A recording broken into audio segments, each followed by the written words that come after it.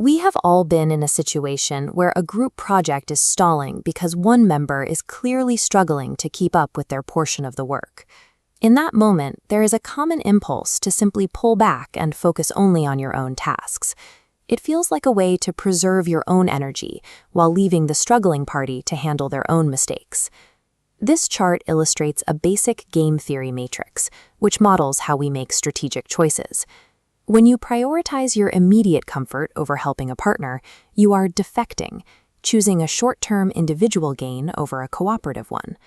While defecting feels like a way to save yourself effort, it is often a miscalculation. In a shared system, ignoring a partner's struggle frequently ensures that you will eventually have to deal with the fallout of their failure yourself. Consider an old fable that functions as a thought experiment. A village washerman travels with two animals, a well-kept horse and a heavily burdened donkey. The labor is divided unevenly. The donkey carries every single sack of laundry, while the horse walks beside them carrying nothing at all. The horse is vocal about this disparity, mocking the donkey's ragged appearance, treating his lack of a load as a sign of natural superiority. The horse views his situation as a personal victory, but he is missing a key detail. He and the donkey are part of the same transport system, meaning his own ease is entirely dependent on the donkey's ability to keep moving. The environment changes when a severe rainstorm hits the travelers, turning the path into a stretch of thick, heavy mud. The rain adds significant weight to the laundry and makes the footing treacherous. For the donkey, a load that was already difficult becomes a physical impossibility. Sensing the danger, the donkey asks the horse to take just a small portion of the dags to lighten the load. The horse refuses. He wants to keep his coat clean and his journey easy, so he chooses to maintain his current state rather than helping. This is the moment of defection. The horse believes that by refusing to share the burden, he is successfully insulating himself from the donkey's crisis. The result of that refusal is immediate.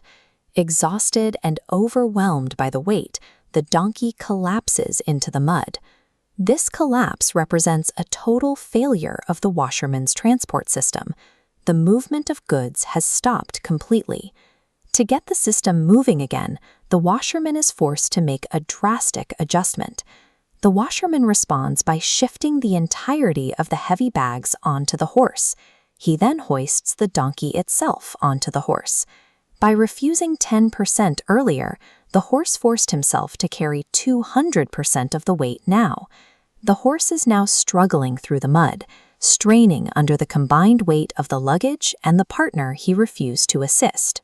Staggering under the load, the horse realizes the cost of his earlier arrogance.